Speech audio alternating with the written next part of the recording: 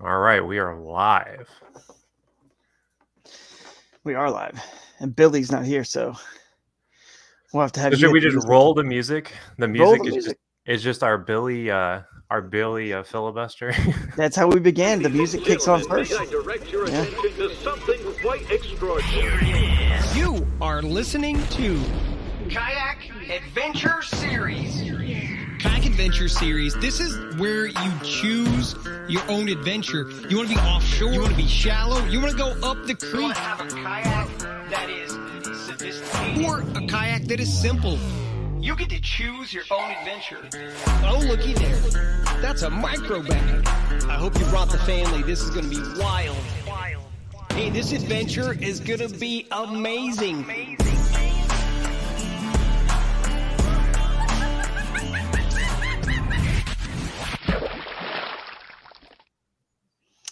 All right. We didn't repeat the music with Billy not here, so dodge that bullet. That's right. Dude, you're breaking up already. I don't know if it's on my end or your end, but you're breaking up for me a little bit. But see what happens when Billy's not here already. You there? Or is it just me? Billy's like what keeps us afloat. I guess so. Yeah. Man. I'm gonna look at Instagram here while people are coming on. I couldn't tell if it was me or you that were breaking up, but either way, we'll just keep rolling with it. But yeah, here we are, man. Dude, almost time for Whitehall. Wild Whitehall is almost here, and dude, we're like what, a week and something away, week and a half, 10 days. 10 days. Yeah. So it's a week from. Well, technically lines in is what, a week from Friday. So. Yeah, and this is the Lines In segment. So, hey, that makes sense. Lines In, a week from Friday. And Wild Whitehall, we're up to like 33 or 34 entries so far. So, looking good. I think I'm hoping we're going to get near 100. That's what we want to see, at least kind of for this first year, get in that 100 range. And then just keep building and growing from there. Welcome to anyone who's watching on Instagram. I know there's some folks on Instagram watching. But we will try to keep up with the comments on both. But it's hard for Instagram, so you can always join on YouTube's and Facebook's. That makes it a little easier for us to follow along with the comments. But today's going to be a good show, Jake, because you and I are just going to get to sit here and, we fish tournaments, obviously, right? I mean, and we're going to break down how in the world, these anglers in the Kayak Adventure Series or any tournament break down a massive amount of water. Like, what about the Harris chain? What about the Kissimmee chain? What about Lake Guntersville? Lake Champlain, giant bodies of water in which I would include the Kayak Adventure Series boundaries as a giant amount of water. How in the world did they begin to even break that down? I mean, Guntersville is just so vast. Having just been there, it was a lot. Yeah, you can't fish at all. I mean, even with Bassmaster giving you 7 days of a week of practice, you still can't get to all of it. So you gotta have strategies and styles on breaking things down, and we can kind of bounce back and forth on some of our best strategies and styles. But before we do that, we should go to the Omnia news and notes. So I got a few here. I'm gonna pull up my phone and read off the latest news and notes. Things that you guys might need to be aware of for the Kayak Adventure Series. First of all, if you have any video from Shoalipalooza, we are still taking it all the way through this week because you might qualify for the GoPro Epic Edit Award, where you will receive a GoPro. Whoever wins that award will receive a brand new GoPro Hero 12 Black. So nothing to sneeze about for sure. That's a good prize, and it doesn't matter if it's I think our limits were 1 to 3 minutes. So a short kind of reel length. It can be landscape or it can be vertical. It doesn't matter how you want to do that, but it should just highlight the fun you had at Shoalipalooza on and off the water, preferably. We appreciate you guys who have submitted footage because you've got quite a bit. I mean, yeah. And I mean, honestly, if you've got an epic moment that maybe it doesn't even hit a minute, submit it. Just submit it. If you've got something, just submit it. Oh, we need that footage for sure. For sure. Yeah. Because if you had like a blooper on the water where like you fall out of your kayak, but then you net a fish or something crazy, that's the kind of stuff you want. We need that for the edit. We're gonna make that. Yeah, you're going to make a cool edit. So we need all the clips, 10 seconds, 5 seconds. But if you're actually submitting one for the GoPro Epic Edit Award, that one, needs to be kind of around a minute to 3 minutes. No more than 3 minutes. So, all right. So another note here. Garage sale coming up, Wild Whitehall. Guys, don't forget. I'm telling you, if the more people bring their items to sell, you're going to sell more items here than you would at a normal garage sale, because you have all the people here, all the anglers who know the value of this stuff. So bring your items and we'll have tags there for you. You can write your name, PayPal, Venmo. I know a few people brought some stuff. I brought a ton of stuff to Shoaly Palooza, and I sold a ton of stuff. Sam Cox, I think his daughter, he posted a video. She's wearing a life jacket that they bought from me at, it was my wife's old life jacket from Shoaly Palooza, catching giant 5 and 6 pounders in it. So he jokingly said on social that it must have had some Gregory mojo still left on it. Maybe it did. I don't know. But obviously, congrats to her for catching those big bass on that life jacket that she got. It was a great life jacket. So a lot of stuff we're selling, it could be new, could be used. It doesn't matter. Just bring it. It's Angler Garage Sale. I know Steve Baker has a bunch of rods and reels he might be bringing. So we'll get it sold for you guys, and it helps cover your costs of these events, because we know traveling a little further is going to cost a little bit more money, but we also know it's well worth it. So that's why maybe I'll bring some stuff. Bring some stuff, man. I mean, I just got a lot of stuff.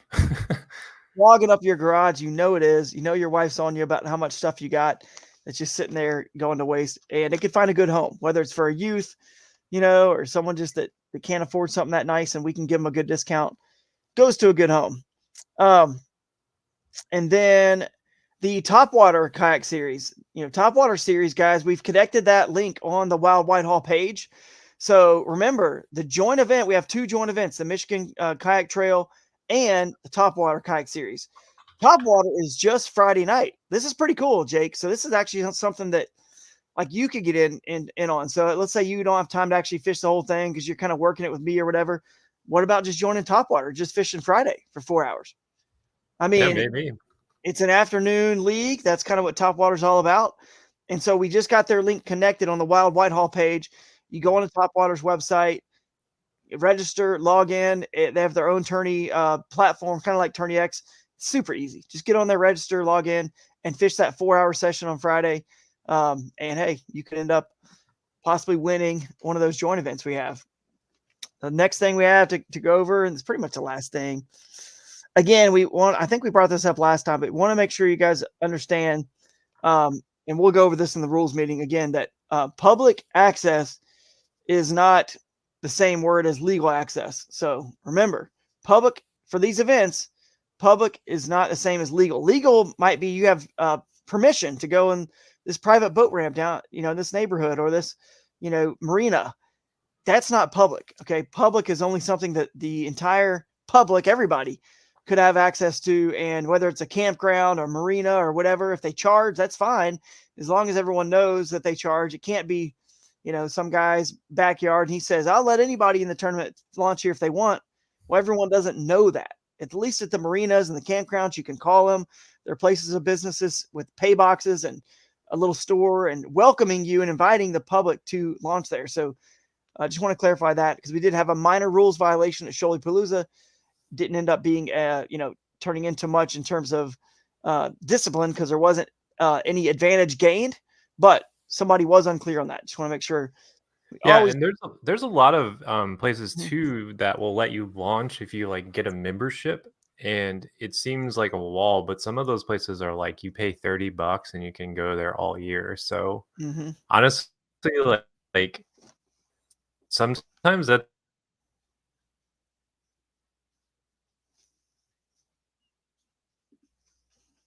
those year-long, whatever you want to call it, memberships or pass or whatever. So I kind of got what you were saying there. But those are still public. It's just they charge you. So yeah. Am I coming in clear for you?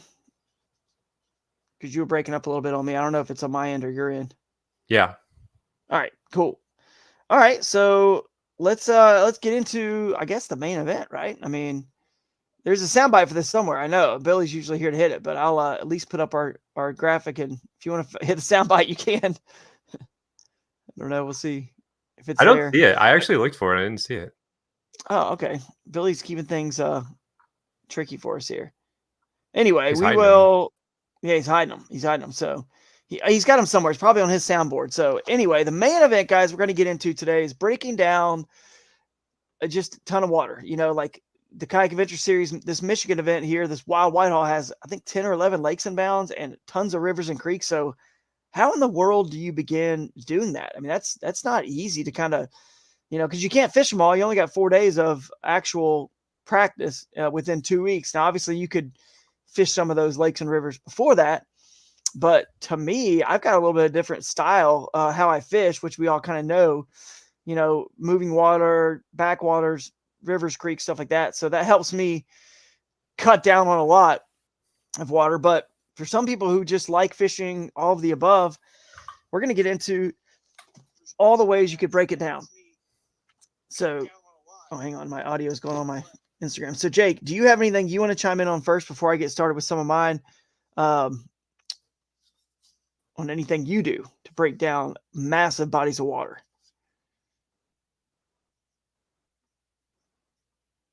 You look frozen. So my main, am I good? You're good now. Oh, okay. Yeah, I mean, my main goal is to find somewhere where I know there won't be a lot of people. So like Drew's probably going to get into a lot of stuff that falls under that category. But I'm not afraid to fish main lake. I'll do it. But like my main thing is like, well, how many people are here? Mhm. Right. And I always try to find something that's going to be a little bit less noticed by people. And lately that's been Yeah. docks as like a rolling joke with everyone. But I mean, it seems to work. But that's kind of like if I could give everyone advice, like I'm not usually scared of fishing around people, but at the same time, I want to find something that is going to be unnoticed by everyone, so that I don't like competing for the same fish. Some people don't mind it, but that's just something I try to avoid. Yeah, it makes sense. So you guys can see here, I mean, look at all the lakes and rivers we have in bounds for the Michigan event. And, you know, I know some people are probably thinking or saying potentially to themselves, they're saying, well, how in the world do you break this down? This seems very difficult. And why do you have so much water in bounds? And I would just say this is the reason why at the Kayak Adventure Series, you're going to potentially find somewhere to be alone, you know, on tournament day. So look at You this as a absolutely will. positive. Yeah, look at it as a positive. Don't look at this here as a negative, like, oh, I can't figure it all out, because nobody else, you know, we all have the same, or you guys all have the same number of days, 4 days essentially to figure it out. So it's not like somebody else is getting to all 10 of these lakes and you're not, you know, or all the rivers and creeks and you're not. You're all gonna have to pick a certain ones, right? So if we go to, I might share a different tab, just a Google Maps tab with you guys as well. But look at it like a positive. So that's my first thing, is be optimistic. Don't be scared of an overwhelming amount of water. Be happy that you're probably going to find a place, or can find a place all to yourself on a tournament day. And that's kind of hard these days. And here's why. Okay, YouTube, Google, internet, you know, Bass University, places like this, fish tips. You've got just so much history out there now, and all the big lakes that we all go to. So it's hard, and information's you know, more readily available. So people are kind of finding the juice a lot quicker.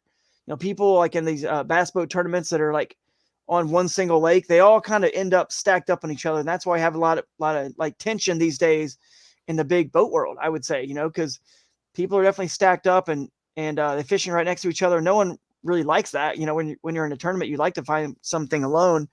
But again, information is just so easily. I mean, I have a funny story about that actually, Mhm. which is, it just happened last week. I had someone message me like, "Hey man, I just fished a tournament up in lacrosse." He's like, "Your lacrosse tournament video really helped me out. I ended up getting second place and catching big bass." And I was just like, Exactly. "Oh, uh-oh." I mean, But it kind that's of opened my eyes right. that like, yeah, people are like watching these videos, and like I was doing something fairly unique in Mhm. lacrosse. Like I was doing something that no one else around me was doing, and like Yeah, I would say that now maybe some of those spots are a little bit more obvious when you right. post a video. I mean, because I think that video's got like over 1,000 views, so Yep. They something to get. consider. But at the same time, I think it just shows how much information is out there from everybody. Like Oh it's yeah. not even just you know, tournament anglers, you might have someone just out there fishing that posts a video like dock fishing on Gunnersville, catching 8-pound bass. You know, it's like you can Yeah. find those spots on YouTube, Instagram, whatever. Yeah, So you can. It's all out there. I mean, between Scott Martin and Polnick and every other Elite Series angler that's out there filming and BPT anglers, it's these main big lakes. All the spots are blown up. It's not hard to triangulate something and find out. All you right. need is a landmark in the background, and you can figure it out. And then all of a sudden, poof, that spot's done. Like you're not going to win there anymore. Very, very likely not going to win there anymore. So the Kayak Adventure Series, we go to a lot of new places with this let's call it a radius boundary, so to speak. It kind of is. I mean, it's all Yeah. water's pretty much within an hour. You know, next year we might have some that are a little less than an hour, keeping people a little close. Like Florida's got tons of water, so it might be 45 minutes. But you get the point, guys. It's a good thing, a positive thing. So now taking a look at the Kayak Adventure Series, and if you go to Google Maps here, I can share my screen. Go over to Michigan here real quick and share my screen. And let me do that. All right, share screen and Google Maps. So here we go. I'm going to switch this to satellite view.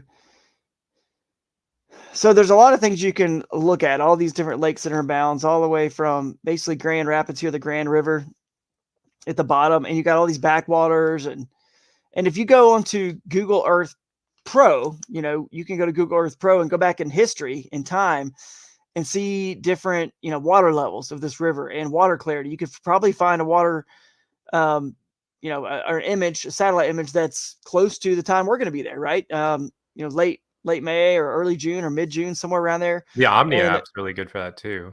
Omni app is great Yeah. at One looking of our for stuff like that. sponsors. That's right, they are absolutely. And so you can look in here and you can kind of tell. And I wish I did have the Pro up here so I could show you guys. This river gets a little stained because it does get stained, and you can see the areas that get a little bit clear, you know, and then even some tannic, kind of darker water in the back of these creeks. So when you zoom in, you can actually find grass, like see how you can see grass here. So let's say you love fishing grass. So that's one thing you can do. You can start just pinpointing all the areas in these lakes that have grass. And some of the lakes, as you go north, some of the lakes that are in bounds, like we go over here to Mona Lake, which is in bounds, you know, it's more of a clean looking lake. It's not as much grass. You know, you've got some, but you got more docks. So maybe you're a fisherman that likes to fish docks, like Jake just talked about. Find the lakes that have docks. So you're going to eliminate some, you know, based on your style of fishing that you know, enjoy or you've had success with or you feel comfortable with. Maybe your local rivers, lakes in your area look most similar to a certain spot on these lakes and rivers, right? So over here, when you get up under this bridge, you'll notice that it feeds, I think it feeds into these. Yeah, it opens up into some of these backwaters here. So that's got some serious stain in it. And probably some more grass, it looks like, in this backwater area here. And there's another backwater area over here. It looks like it's got some more grass here. And if you're into I gotta fishing, imagine that's going to be really grassy by the time we get there, oh, because for sure. I've heard that the Look at grass this. stuff there is really, Really really thick. growing strong this year, which is good. Yeah. But So it is great. Yeah. So let's say you're a grass fisherman. You've already narrowed down. If you're going to go fish Mona Lake, you maybe hit this top section here. And then, so you could do that very quickly. You could go there and catch it and see if you can get some bites and fish it in 2 hours, probably. Then you could zip up here to the you Muskegon could Lake. fish from the bank even, guys. I think You a lot of could. people underestimate just going to the boat ramp and making casts. Like, I know it Absolutely. seems crazy, but like there's a lot of logic in that. There is. I do it all the time. You could maybe hop out. I don't know if it's, yeah, there's not enough water Yeah, be back here, careful probably. there. Not enough water. That looks like more like a highway, but there's a little bit of water here. But you can hop out at bridges and creeks, like you're saying, Jake. And you know, again, we do it all the time, and at least gives us a view of the water. We know the clarity. We know the temperature. If you got a little digital meat thermometer, we know the current, the amount of current that's there. You know what type of cover. It saves you time. Drew did something smarter than me when we were at the last tournament, and he drove over the bridge way upstream and looked at the water and the current. Whereas I was like, yeah, I'm going to go down to it and go up it. And it wasted like half a day. So like it saves you a lot of time with these strategies. Like, yeah, it does for sure. So if you're a grass fisherman, you would just go to every one of these lakes and look. It seems like the grass seems to be in the where the rivers are kind of feeding. You know what I mean? Like in these backwaters in areas like this. That It's where looks fun. most of your this does look fun. Most of your grass and this cool wild stuff here. This is crazy. What's going on here? This Muskegon River looks like it It comes like in like wraps back around, huh? yeah, it comes in So here and then it comes in down here. This is that looks wild. like a mini like lacrosse, you know? It Like all does. those like little like that looks Uh, fun. and I then would this little backwater here. So if you're a grass fisherman, boom, there you go. You can start narrowing all these lakes down quickly by just finding the areas that have the grass and go fish them. Okay, I think we've covered that. I don't need to show every bit of grass in every lake, right? So, exactly. Oh, that's connected. Look at that. See, so if you're a dock fisherman, main lake dock guy, again, you got plenty of them here on this Muskegon Lake. And then if let's say you're, looking for some big largemouth or smallmouth that are migrating in and out, you can't go past these break walls here at every one of these lakes, but you can get out in here and fish as long as it's legal in the area. You can get out here and fish in this canal. So some people are used to fishing open water like Michigan or Lake Erie. They might be a little bit more comfortable getting close to what they're familiar with and go there. and I gotta So, imagine it's pretty calm in that area because there's the mhm, break walls. Like it's not gonna be like it's not gonna be insane like if you went out on the main water. So yeah, true. So the other thing you could do is a lake like Duck Lake that's small. You could say, I'm used to fishing. Maybe you're an angler who fishes a lot of smaller lakes and ponds, like that are kayak only or horsepower restriction or electric only. You can actually take advantage of these small lakes that we've got in bounds, like Duck Lake, for example. And again, Jake, I think you'd agree is that this isn't much different than me putting all my eggs in a basket of a creek. Because if you show up there on tournament day and 10 people are at this small lake, you might have found the same stuff and might be cannibalizing each other's fish. You know what I mean? It's a risk. There's no doubt there's some risk in this, but it could also pay off because a lot of these lakes haven't really been. I mean, to be honest with you too, like let's say 4 people show up to that lake, that's big enough to. Oh yeah, for I mean, sure. it would be annoying, sure, but like You could definitely there's fish so that with much water inbounds that like it's just I think a lot of people are going to be able to fish however they want. Like hmm I don't think there's going to be like the limitations that you might experience in other tournaments where like, oh, I want to go fish offshore grass in the river, but I'm Right. scared that 8 other people are going to fish offshore grass in the river. So Yeah. Make that a little bit bigger for you guys. No, I'm with you there. The other thing you can do, obviously, most of these lakes are pretty similar in water clarity, but you could definitely go on the Omnia app and check out the Navionics and look for depth. If you're a deep water angler, you might want to start looking for the lakes that drop off quicker and have more deep water, more steep. Now, maybe you grew up in, let's say, highland reservoirs like Smith Mountain Lake or Lewis Smith Lake in Alabama. Both those are pretty clear. Elite Series is actually about to head to Lewis Smith in Alabama. And this might be more similar to what you're used to. These lakes that have like some steeper banks. And that definitely looks clear. oh yeah. And again, That this one is looks really they're I'm pretty sure that clear. one's really clear because it's all that river that's coming in is getting filtered by the grass up there, right? So hmm like up there it'll probably have a little bit of stain at certain points of the year, but it's even possible that that water is pretty clear because all that grass is filtering out Right. that sediment and like it's just I don't Yeah. know. This is right by our tournament headquarters here. Too. This is right here. Right. This is White Lake. So there's a ton of You guys grass will back in see me here. there. Yeah. Ton of grass in there. Throw So my kayak in. here's something. What if what if you fish Lake Lanier and places that have these, like Hartwell, a lot of these long docks and That's marinas, like like 10 killer. Lake Champlain, yeah, that go in. That's a different kind of dock, and the marinas, there's more marinas. So, assuming they're legal to fish, you got to make sure they are. Then this lake's got that. So basically, what I'm saying is you got to go with your style. If your style is whatever it is, muddy, shallow water, and largemouth, then you're going to be up here in this zone. You know what I mean? More likely than out in the main lake. But if you're a dock fisherman, you go there. So you can break it all down pretty quick. The other obvious thing you can do, guys, is as I keep moving up some of the lakes, is where's your hotel or Airbnb? You can obviously break it down to the ones that are just closest to you. A lot of people do that. Hey, I'm going to fish the ones that are closest to me. Now, ideally, you want to get somewhere near Whitehall. That way, you're not too far from anything in terms of your lodging. But always have a backup plan for these small lakes, guys. If you end up fishing any of these small lakes, in case a lot of people show up there, you definitely want a backup plan. So let's go up here. I think this one's in bounds. It's Pentwater Lake, which is kind of cool. They all have the same stuff going, the grass and the head of the lake, maybe you're a bridge fisherman. Like you could hit all the bridges, like all the little narrow cuts in every bridge, and then move to another one. I don't know how many people are going to move locations, but with how many lakes are in bounds and how close the proximity are, if you could, in theory, just sort of, I don't know if this is one of them that's in bounds. Yeah, I think this one is in bounds. So you could see how close these two are. You could literally just bounce from one to the next, real quick and easy, because they're small lakes, and you might want to hit something particular, want something specific. And then as we go up to, I think this might be the final one, maybe this one up here is the final one, Hamlin, but there's Pierre Marquette. So they're all close and they all have similar stuff. The other thing I do, Jake, is I actually, and I'll just stop sharing this for the moment. I actually sometimes just choose by species. So maybe, maybe you live in the South and you never really have caught smallmouth before, and you're going to be more comfortable with vegetation because you fish Gunnersville or, somewhere Chickamauga that's got a lot of grass and vegetation and largemouth. That's going to be your deal.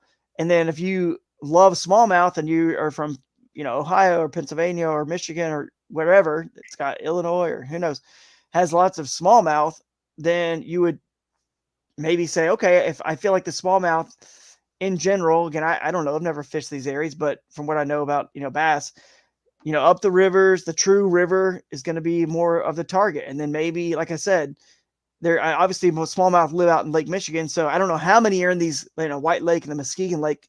I don't know what the percentage is between largemouth and smallmouth. But they're obviously in there at some point because they're in the rivers that's feeding it, and then they're in the Lake Michigan. So that bay, whatever you want to call those lakes, that's more your largemouth zone with some smallmouth mixed in. So where that crossover is more, stronger, I don't know.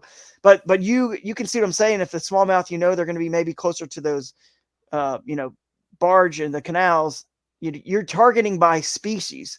And that's another cool thing. I've done that, when I won Pickwick, I targeted the Alabama bass, and saying, I just literally target certain species that you are good at catching and you've caught them in those certain areas. Which, we can definitely, I would be Mhm. surprised to see a mixed bag in this event, because especially in those Yeah. lakes, I think you could run into a lot of scenarios where you catch, like, let's say you're Mhm. catching largemouth on a rocky point in one of the lakes. I don't think it's crazy to maybe catch a couple decent smallmouths in the same No, area. So I agree. Like, cause these bridges are going to have riprap, or right, oftentimes they will. I don't know if this one does or not right here that I'm looking at, but that's another thing. You're going to have some, riprap right here on the bridge. You can see, so you can literally run different patterns, boom, hit this paddle motor and hit this one. And, yeah, and uh, obviously I've never fished this, but I mean, I don't know how well the smallmouth play in the lakes. I don't know. I'm sure they're in there. So we're just kind of talking in hypotheticals here. I don't want yeah, people to be like, "Oh, where's the smallmouth?" Because like I don't know the answer to that. But I think a lot of these lakes, they're getting fed by rivers that do have smallmouth. There's going to be populations in there, and there's going to be yeah, like, your bycatch. So sure. Another cool tip, and I'm showing the most northern lake that I believe is in bounds for this event. Someone correct me if I'm wrong. I don't know. I don't think this one way appears in bounds, but maybe it is. I can't remember. I don't think it is. I think this is the farthest I in guess, is that bounds. the dunes? This is it's kind of, there's some dunes here as well, but the dunes Yeah. that most people are going to visit are the ones that are down here. Oh yeah, that's Silver probably. Lake dunes. Those are cool. You guys definitely have fun checking those out. But so this is one thing I do a lot with tournaments. On the far one end of the lake, or whatever, lakes plural, boundary, if you will, and to the complete opposite side of the boundary, if you take out like a 10,000-foot view, you can start to see, like all the lakes up in northern Michigan here have these like bluer kind of sand and bluer water to them. They get even clearer and bluer, especially what you get in that. So you can see the sand, like, see what I'm talking about? It's Yep. like a beach sand, very shallow sand. So let's say that's easy to spot smallmouth spawning or something or whatever. So when you go all the way to the farthermost northern lake on our boundary here, you notice it's got that, whereas the other There's ones a don't really. lot of it. It's got a lot of it, and the Holy other ones moly. don't. So it changes sort of the topography, if you will, enough where you're starting to get into those northern Michigan type of lakes, whereas the one on the Grand all the way down at the bottom is completely opposite. It's more murky water and lily pads and, backwaters and stuff like that. It's not, this isn't unfortunately, this isn't a summertime photo, but I assure you there's lily pads all in that vegetation there and stuff like that.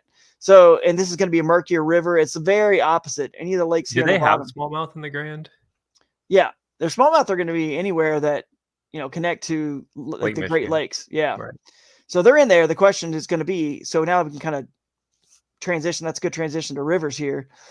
The Grand, you can see it continues to have backwaters way up it. So now the other way, like what I just told you guys, I'm a river angler. So I'm going to look, I like being in the true river whenever possible. So what's this? Gravel pit. Interesting. Oh, must be an old gravel pit down there. They're giving away the juice. I know, right there. So anytime I see places like 10 this, people at that spot.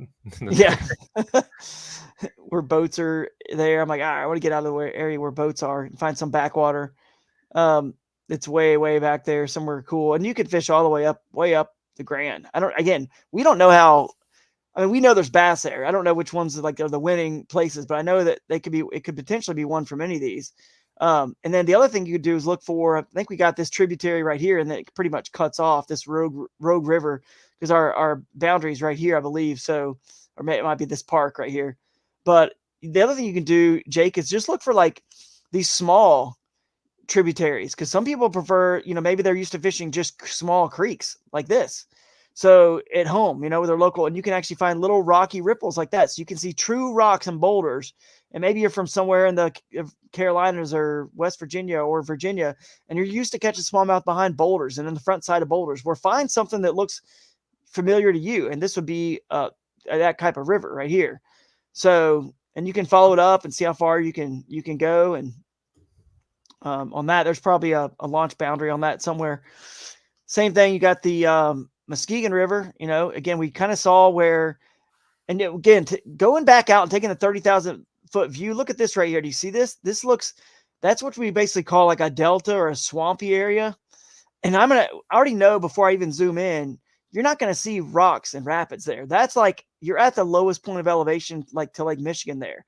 And you're in a valley. So you're not going to see a bunch of rocky stuff. Whenever you get marshy and it spreads out like this, you're never going to have that kind of stuff there. Yeah, you're going to have more sand like you see here. It's a floodplain, basically. Is what yeah, it's just a floodplain. But if you go far enough up on this river and you start getting out, again, you pull back out and you can see all the way. I think our boundary is probably, is it here or is it on this one? I think it's actually this dam right here. You might get some ripples in this section way up here in some boulders. Let's see some boats there. A lot of boats. I saw some boats there. Yeah. Wasn't expecting that. No. Well, they're probably looking for who knows what, muskie but look right here. So you can still find some rocks and ripples. You see those?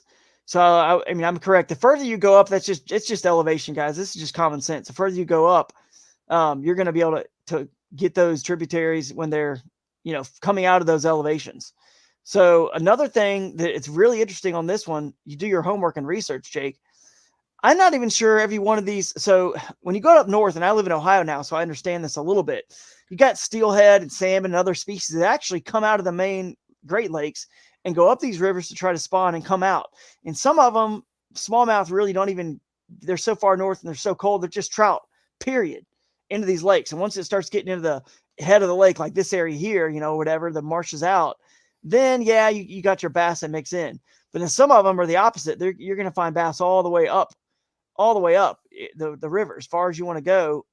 And they kind of could move even further north or further upstream into the summer. So into July and August, they're going to keep moving their way up because the water's going to warm up, right? So it's very interesting for you guys to figure out. And I'm mainly talking about these smaller, where were we a minute ago? Up here? These smaller tribs right here. Like I have no idea if you go up this Pentwater River right here. I know you can find plenty of information probably on catching trout in these rivers.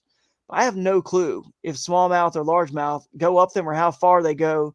And I certainly don't think they live there year round because they're just small enough to where I don't think they're going to live up there year round. I think your trout might live there year round. Your largemouth and smallmouth might move up them to some extent. Maybe smallmouth even go all the way up into these rivers to spawn.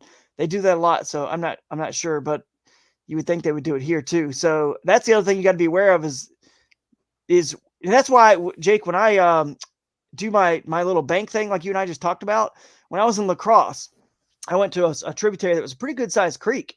I said, man, I've caught big smallmouth in creeks that are this size. I went up from the bank from different bridges upstream, and I cast. I'm trying to just see a bass, just visually see a bass or bluegill, your sunfish family, right? That we want to see. And a huge like rainbow trout rolled on like a spinnerbait out of a little bunch of weeds that were laying over. And I could clearly see, and I was on my GoPro, I could rewatch it like night and day. It was a trout. No Yeah. doubt about it. So I knew at that point, I don't think smallmouth are going to be in this creek, and I'm out of there. It saved me time, like you said, and I don't need to float the creek to learn that. And I was gone. Yeah, the interesting thing about that is I know which creek you're talking about. The the mouths of those though in the summer Mm-hmm. can actually hold fish because they won't go all the way up in there, but they'll sit in the mouth because sometimes that water will be a slightly more preferable temperature as that colder Yeah. water mixes in with the main river. And we have that a lot around here.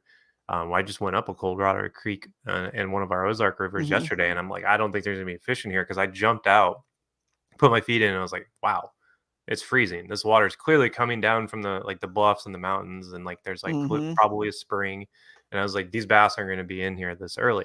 Now, if it was high water in the summer and the water wasn't super murky, I could see bass sitting like in the first, I don't know, 1/10 of a mile of it, like right there at the mouth. But as a general rule, they're not going to push that far up in there because like that's just not ideal habitat. Because I Right. mean, especially largemouth. Like largemouth are, those like lazy warm water fish, basically. Yeah. So Yeah. They don't want to go too far up in there, but they might pull to the mouth in the certain, first half mile or quarter mile. and I also don't know, like, I might be completely off base with this. I don't think smallmouth will spawn in those cold water creeks either. Like they tend to prefer the warmer creeks because like Mhm. bass fry aren't going to thrive in cooler creeks. Yeah, So that's right. I'm not So saying you won't find big fish in these because like I know for a fact that some big, like Ryan caught a big smallmouth out of a cold water creek at La Crosse, but he caught that pretty early into the creek, right? So like it makes right. sense. Like, okay, yeah, he was at the mouth, but he wasn't way up there. So Yeah. kind of interesting when you get into the nitty gritty of these small little tributaries because like not Yeah. every creek is created equal. It might look good, but there's a lot Mhm. of factors outside of looking good, and I've learned that the hard way. Yeah, for sure. I don't know this either, like true or false, but in the Southeast in general, when you do have a lake like we saw, was it Croton Lake or whatever that was for the Muskegon? When you have a lake that's upstream in that river, and that's I think our boundary for that river, that's a good sign that you might end up having, because again, it depends. If it's a giant lake like in the Southeast, like Lake Lanier or whatever, like that creates an unnatural cold water tail race fishery Correct. below it. So, but in these other lakes, like that are not that deep or that giant, it actually might do the opposite, where the thermocline in the winter is the warmer water's on the bottom. So they're releasing water from the middle or the bottom. Some people call it the bottom, but really it comes out like the middle water column because they still need some gravity to for turbines, I guess. It's more the middle, I think, than the actual bottom. But you get what I'm saying. It should be pumping out warmer water. So that river could have a tendency to be more of a warm water fishery. And you know what I'm saying? Just because you're getting warmer water there. And that dam, all the water sitting there on in the middle of the summer, as the water's just pounding and beating down on that lake, it's going to warm up a lot quicker than moving water, which warms up, slower. So that's going to be warmer. So even in the summer, even though the water, like I said, the cooler water is going to be coming out, that warm water is going to penetrate down in certain ways. And I think you're going to get, again, Right. it's kind of making that one more of a warm water fishery potentially than something that's just free flowing out of like the, Yeah. mountains and never has a chance to warm up in a big pool like that. That's how Table Rock is. Like if you fish Taney Yeah. Como, right below Table Rock, Taney Mhm. Como starts, goes all the way Bull Shoals, technically. But that they fish trout right under the dam because the trout thrive there because it's really cool. Yep. But there's largemouth in there, and those largemouth in there get giant, even though the water's cool, because guess what? They're eating trout. And since Mhm. there's like an established population in that tributary of largemouth, it's like one of those weird exceptions where like a cold water fishery thrives because of just like what's in there. Like Right. the trout is in there. So That's the other thing. You got to be paying attention about. Does your state stock those they call snits, right? Standard 9-inch trout, SNIT.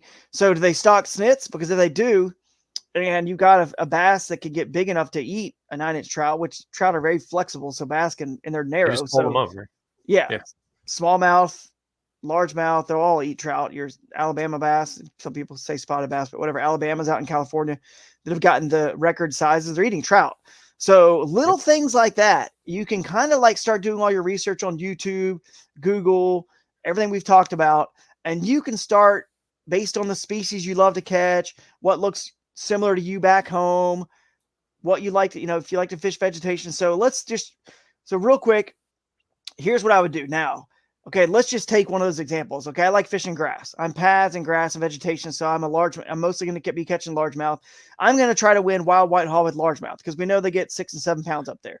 That's again, this is hypothetical. I'm saying, if this is you, and you could, insert rivers and boulders and insert main lake and live scope if that's your style. But just now that you found mark all those places on that map with a pin, and nix off, you can go ahead and eliminate some of them already. I'm sure when you kind of find the ones that look most like, the area you would like to fish. So, maybe there's a couple of those lakes we saw, Jake, that didn't have much vegetation. I think I might either nix those, or I would still maybe mark them with a pin.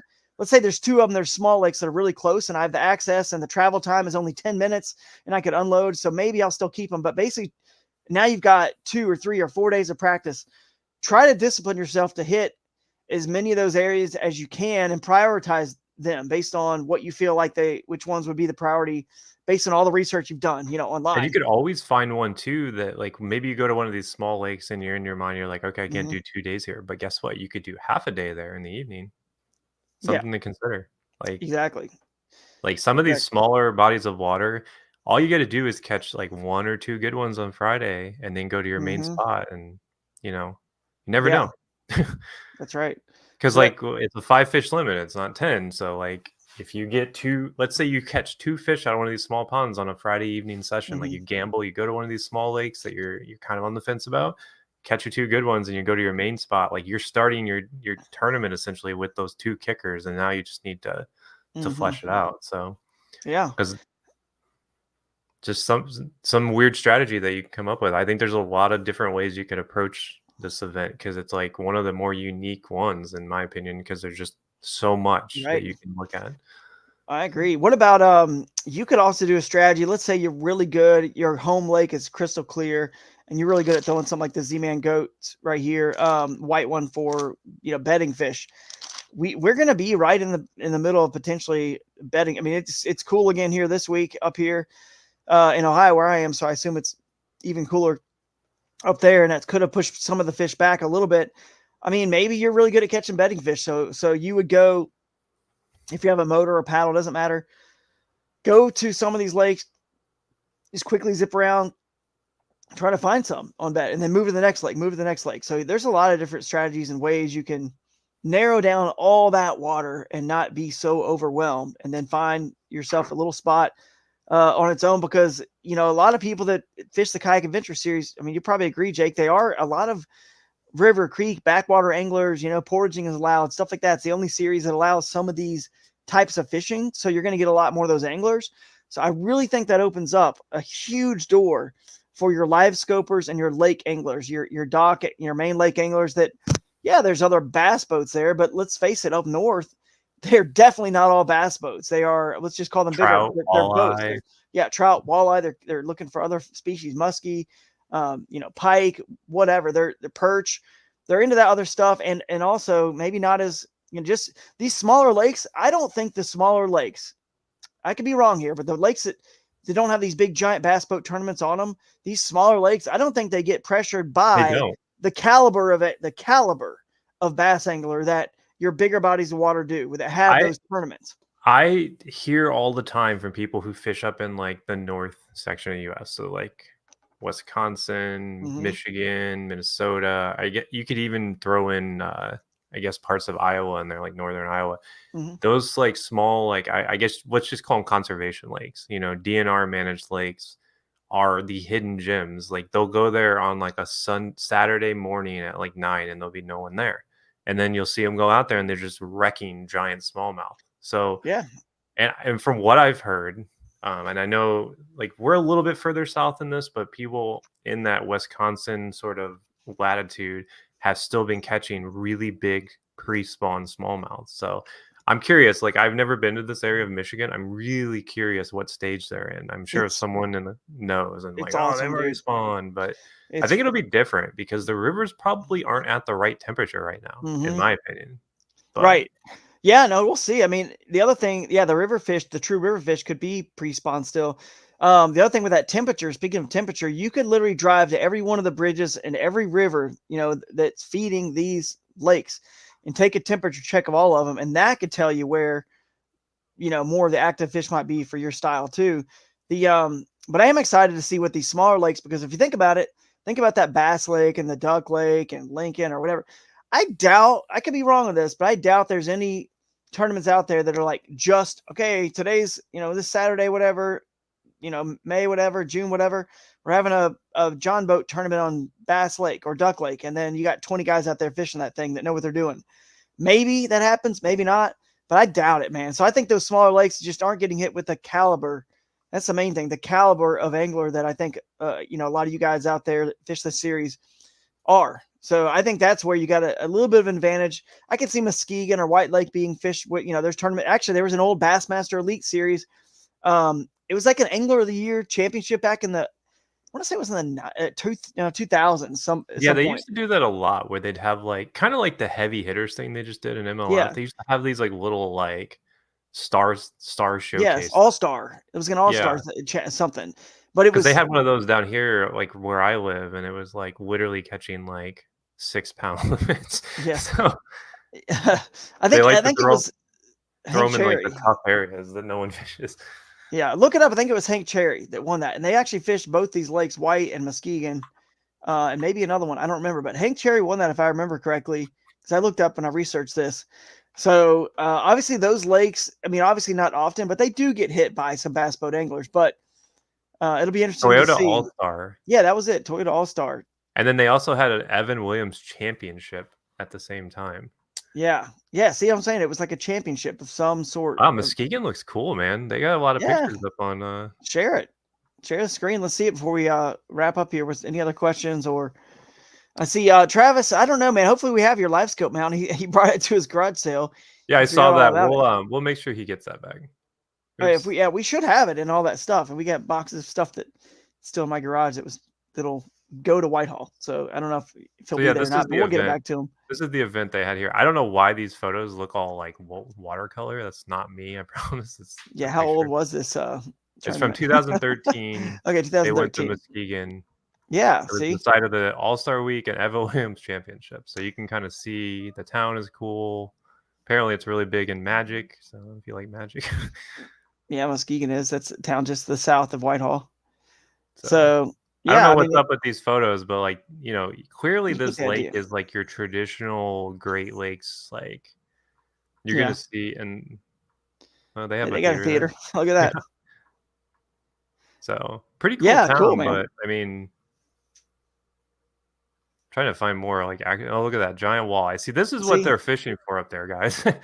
They love walleye. Yeah, There's a there we go. smallmouth, I guess, or is that a Yeah, that's it looks like a that's smallmouth. Yep. smallmouth? They Yeah, they said it's it's a a wall. it's a Oh, they kayak switched fish. spots and they caught that. Yeah, there you go. It's That's a a kayak fish. long It's a long 19-inch smallmouth, 20-inch yeah, smallmouth. that's what That it looks is. like an Ozark smallmouth. Yeah. So, and that was out of Muskegon. So, oh, look at that. There's a fat one out of Muskegon. So, There you go. See, that's what I'm talking about. They get big like that. I mean, they get big. that's probably a 20-incher. Oh yeah. They're up there. 20s are up I mean, there that's a for big sure. lake. You can We're- see like they have like the topography thing laid out there on Mhm. the table from the tournament. I mean, look at all the like you can see like the depth there and just Mhm. how it kind of cuts out. I mean, this just looks like you see like the creek channel swings into this.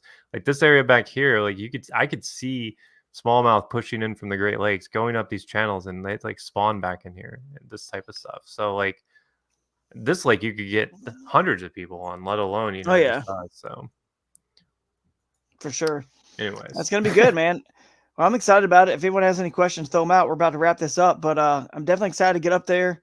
I'll be up there early in the week, probably Monday ish, and and I'll be there So Wednesday. we are already, let's see, what's today's? So we are already in the window of the 2-week, 4-day. Yeah. So last the Memorial Day weekend, or that Friday is what started our 2-week window. So some people are already pre-fishing, getting their 4 days in for Wild Whitehall. So I don't know, people probably aren't posting a whole lot, or if they are, they're not putting stuff in the background. That's for sure. They might even be scared to post anything, because think about it, Jake. If you post, I mean, I'm sure, hopefully you guys post stuff and just keep the backgrounds hidden. But if you want to post stuff pre-fishing wise, if you post a largemouth or a smallmouth, you're already telling something. You know what I'm saying? So Right. how secretive do You people can want to send be? those pictures to me, and I'll take a look at them for you. Yeah. Last thing I wanted to touch on, the leaderboard from Yak Attack. I did forget to mention that in the news and notes. It is an approved device. They'll be hitting stores pretty soon. But I didn't realize it had a little mirror on it. That's clever. it doesn't come with it. That's just something extra they gave me to test. So maybe Oh, I was like, let's see if I it's an edited it. interesting concept It's right because it here. makes sure I'll that you show the can video. tell Yeah, that let's show it's the video with everyone real quick. oh, the reel? Yeah.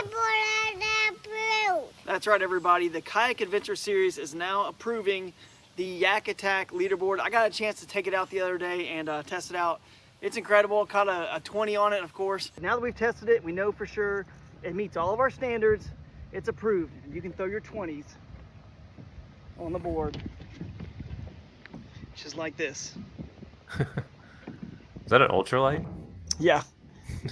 It's the Memorial Day weekend. Let's go. Leaderboard is approved for all the Kayak Adventure Series events presented by GoPro. So that was we can remove that here. That was a short little video we did to announce that. But yeah, it's got a little mirror thing they gave me to test, and it's really interesting to cool, me. dude. It is interesting because it makes sure that you can always tell, but then it also kind of like snitches on people for not having their mouths fully closed. So it's kind of a double-edged sword. Yeah, I mean, in a way, but it's, it definitely makes you have to push it all the way against the bump and have it touching and never be able to do any. I mean, the reality is when you pull that fish away, its mouth starts to crack open. It just, it's hard to ever even get. It's But frustrating too because yeah, every fish has different mouths. Like a lot of those like big northerns that we have around here have those like really like rubbery lips almost. They're like thick, and so like when you have it closed, it still looks like they're open even though like they're closed, because it's like almost like a, I don't really know how to explain it, but I've run into problems with those fish in the past when people were like, oh, the mouth's not closed. I was like, it literally is. Like, look, watch this video. So yeah, I don't know, man. It's interesting to see it is a what good the mirror. idea. Yeah, it's a good idea, and we'll see as we keep testing it. We will see if it has any upside, downside, any inconsistencies, anything like that.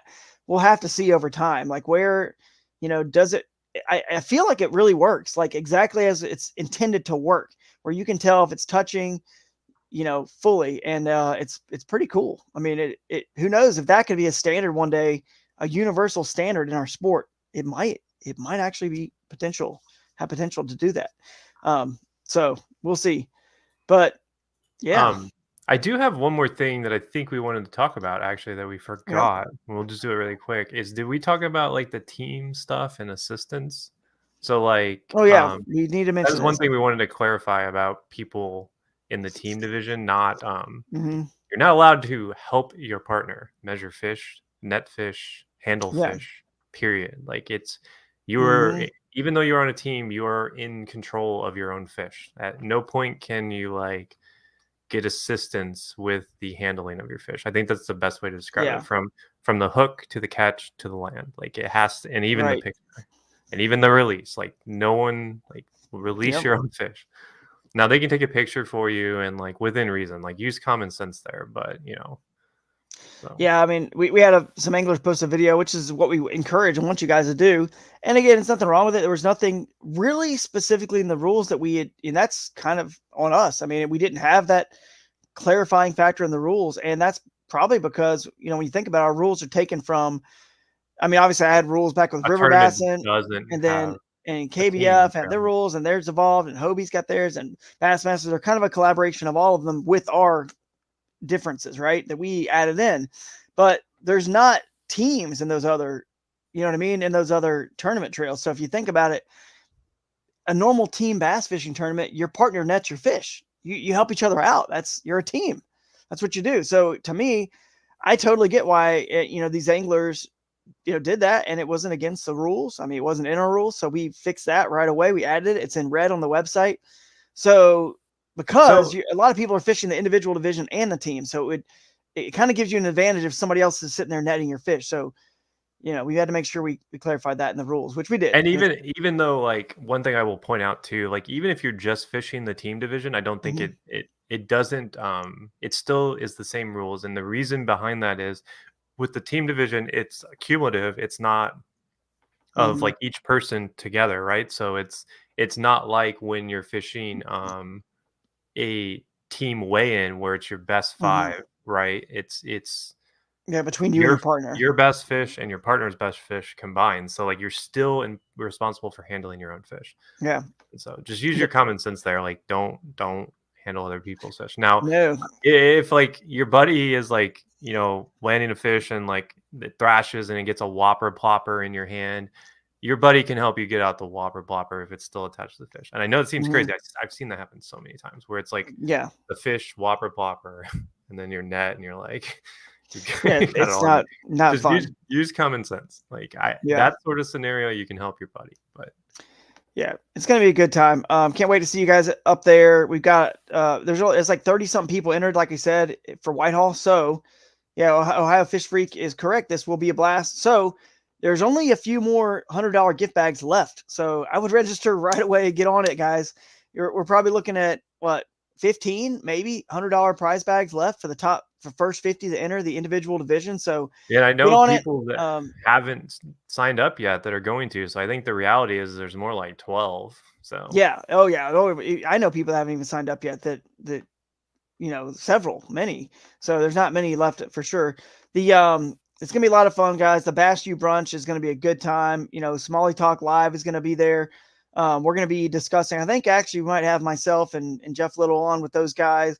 And we actually might do a little bit, we're going to do live in the terms of, we're going to take some questions, but we might do it a little bit more structured where there's actual topics. Cause Bass U, this is the Bass U brunch and we're filming it potentially for Bass U. So we want to make sure we target specific topics also that we talk about on that live, and let the community and the people watching live chime in with questions that we can answer. So between Jeff Little, myself, Josh Strinko, I mean, we are going to have that's a 3-person panel right there that really know how to catch smallie. So bring your best questions, whatever juice you want us to kind of like talk about. Those are the times we open it up fully to the world. So it's going to be fun. That's going to be at Water Dog Outfitters on that Friday morning, the Bass U brunch. We're actually about to put the registration for that, which again, it's a suggested $30 donation to help us bring in these speakers. And we have Dr. Mudbug speaking after that, who's our we're pretty much gonna there you go, Dr. Mud. That's the Mudbug hat.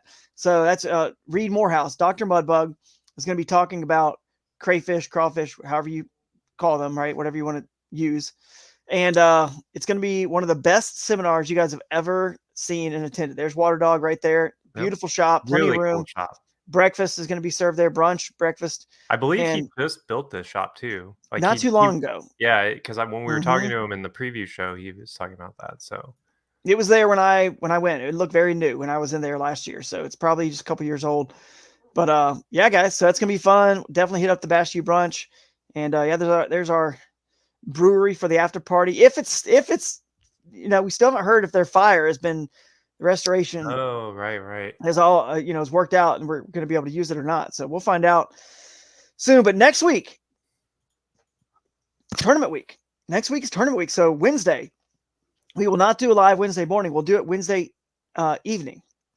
Hopefully I can be there. We'll see. Hopefully you can be there for that one. But if not, it's okay. Amanda and I will be there. It's a rules we got a lot of moving parts for this one. Yeah, a lot of moving parts, but that's kind of a more of like the rules one. So it's not we'll go over the last minute things that you guys need to be aware of in terms of where you need to be and stuff like that. starting on Thursday with the opening ceremonies at the Montague Band Show. It's all on the website. So my father-in-law just was talking to me yesterday. He was like, man, I didn't realize you had so much stuff on this website. I'm sorry for bugging you with all these questions. It's all on the website. You guys know where we're going to be for everything. Can't wait to see you guys there. And yeah, it's pretty much a wrap for this week's show. Hopefully we helped you guys break down some water. I think we shared some good stuff that can help you narrow it down for these Kayak Adventure Series events that have a lot of water in play. I know where I'm fishing.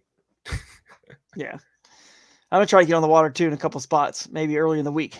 Yeah, I just want to get a couple of decent northern smallmouth on the board just to say I did it, and then I'll be content. And then the rest of the week is grinding. So yeah, grinding. We're working hard, so it's going to be fun, man. I cannot wait. This is going to be a really good one. I will predict it. I think I'm going to say 98 inches. Someone's going to come close to. I think it'd be high 90s for sure. I think high 90s. I think the right person. Now I don't know if this person will enter the event or not, but I think the right person could hit the century belt on smallmouth if they. Oh, they could. Because we're in the window. We're in the window right now where those giant bags are being caught. So never know. I agree, man. And also, hey, we might as well end on a good note with charity. Don't forget, new canoe raffle. We are going to raise. Let's get over $1,000. Which one we're giving away? A U10, right? New canoe U10. Yep, unlimited. That's 10. a good kayak. Very popular. Very popular. And you guys can test them out there. Also, Water Dog will have, their fleet there of all the different brands that sponsor Kayak Adventure Series. It's going to be a ton of fun. The White Lake Playhouse is going to be incredible for the awards guys, and that's where we'll give away the final thing on that evening. We will give away that new canoe U10 to whoever wins the raffle. And of course, as you guys are starting to see, announce the second stop for 2025, which I'm excited about. Very excited to announce the second stop for 2025. So the schedule's all done. I can't wait to announce all these. All the graphics are done, and it's going to be incredible. So, man, we will see what we can come up with on our awards presentation. We got a few fixes and tweaks, and Alex Rudd's going to be there again. So him and I'm sure we'll be doing the same comedy routine and bits on stage and just making it fun for everybody. It'll be much more streamlined, guys. Oh yeah, it's going to be great. So it's going to be great. I can't wait.